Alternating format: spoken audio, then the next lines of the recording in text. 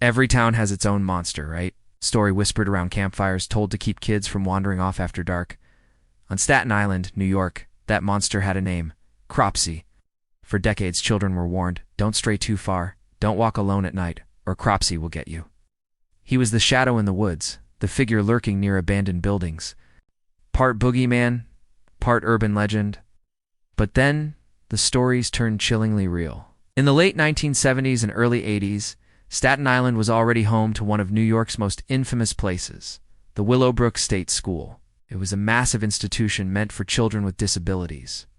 But behind its walls were horrific stories of neglect, abuse, and unimaginable suffering. When Willowbrook was finally shut down, its grounds became a sprawling, abandoned ruin, and the rumors spread like wildfire that Cropsey himself lived there, hiding in the decaying buildings. Then, the unthinkable happened. Children began to vanish.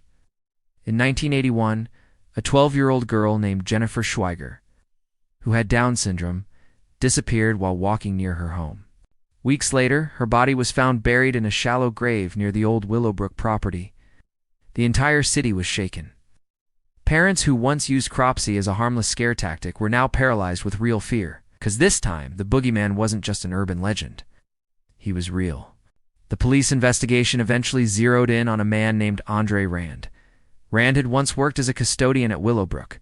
He was a drifter who lived in makeshift camps in the woods and was known for lurking around schools and playgrounds. Witnesses came forward, claiming they'd seen him coaxing children with candy-offering rides and preying on the most vulnerable.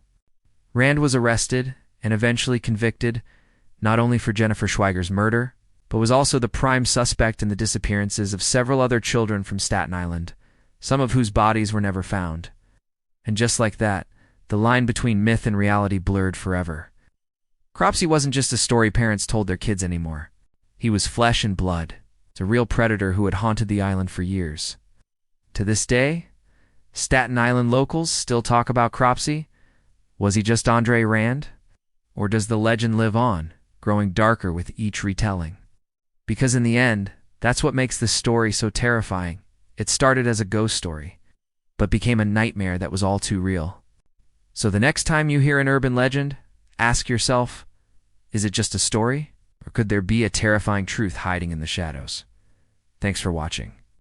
If you found this story as chilling as I did, make sure to like this video and subscribe for more deep dives into the world's darkest legends. See you next time.